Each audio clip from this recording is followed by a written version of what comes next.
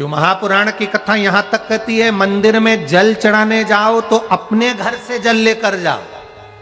मंदिर में तो बाल्टी भरकर रखा रहता है, लोटा भी रखा रहता है, कलश भी रखा रहता है। मंदिर का पानी भरकर, मंदिर की बाल्टी में से जल भरकर शंकर भगवान को नहलाना सरल है। अपने घर से जल लेकर जब जाओगे तो घर का वास्तु दोष, घर का पितृ दोष और घर का काल सर्प दोष तीनों उस लोटे के माध्यम से जाएगा और शिव को समर्पित हो जाएगा। आज फिर निवेदन करूंगा, इस नेपाल देश की पावन धरा से डोलेश्वर महादेव की कथा में निवेदन करना चाहूंगा। जो बेटा बेटी नौकरी के लिए अप्लाई कर रहे हैं, जो बेटा बेटी चाहे सरकारी नौकरी हो, प्राइवेट नौकरी हो, सर्विस के लिए अप्लाई कर रहे हैं, उन बेटा बेटियों से निवेदन है, दुर्वा शिव जी को समर्पित कर कर केवल दूब जानते हो ना, दुर्वा सब जानते हैं। दुबा जो माला पिनाई थी उसमें बहुत सारी लगी थी, पढ़ी है, हम बताना जरा। जो बेटा बेटी सर्विस के लिए अप्लाई कर रहे हैं, तुम मेहनत करो, पढ़ाई करो, खूब पढ़ो, खूब तैयारी करो, अच्छे से तैयारी करो। जितनी मेहनत तुमने पूर्व में करी उससे दुगनी मेहनत तुम करो उस नौकरी को पाने के लिए।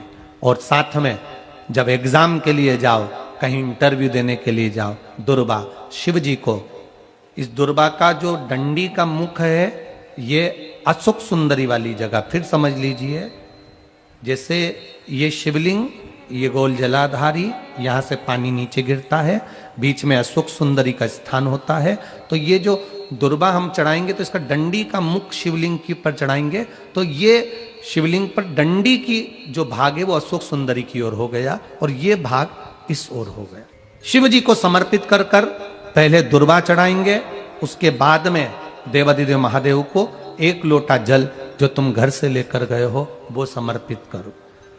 3 महीना लगातार अपनी पढ़ाई की मेहनत करो, अपने इंटरव्यू की मेहनत करो और खूब अच्छा पढ़कर साथ में एक लोटा जल और दुर्वा शिव जी को भले 10 दुर्वा की जगह केवल 1 दुर्वा चढ़ाओ, चढ़ाकर जल चढ़ाना।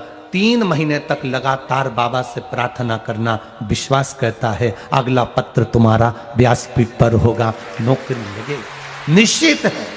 आप करो मेहनत, कर्म करने में पीछे मत हटना, पढ़ने में पीछे मत हटना, विद्या अध्ययन करने में पीछे मत हटना, अच्छी एजुकेशन पाने में पीछे मत हटना।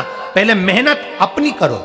पूर्व में जो इंटरव्यू दिए हैं उसमें जितनी कमी रह गई, अगली कमी को पूर्ण करने के लिए अच्छी मेहनत करो, खूब पढ़ो, खूब अच्छे से विद्या अध्ययन करो और फिर बाबा पर समर्पित होकर जाओ, बाबा पर विश्वास कर कर जाओ, भरोसा पूरा कर कर जाना। इंटरव्यू देते समय अपना विल पावर मजबूत होना चाहिए कि मेरे साथ मेरा काल अधिपति महाकाल है, अब निकल कर मानो। हम दुकान खोलते हैं, कपड़े की दुकान खोल रहे हैं, किराने की दुकान खोल रहे हैं, लोहे की दुकान खोल रहे हैं, भंगार की दुकान खोल रहे हैं, किराना की दुकान खोल रहा है, पान की दुकान खोल रहा है। हम दुकान खोलते हैं पर दुकान खोलने से पहले तुम्हारे 2 मन हो जाते हैं, चलेगी कि नहीं चलेगी, खोल तो लूंगी, चलेगी कि नहीं चलेगी। जिस दिन तुम दुकान खोलो 1 महीने पहले, 2 महीने पहले, 3 महीने पहले बाबा को दुर्वा चढ़ाकर, 1 लोटा जल चढ़ाकर नियम बनाकर जाना, 3 महीने बाद में दुकान खोल रही हूं, 2 महीने बाद में दुकान खोल रही हूं और मेरा विश्वास कहता है दुकान चलेगी।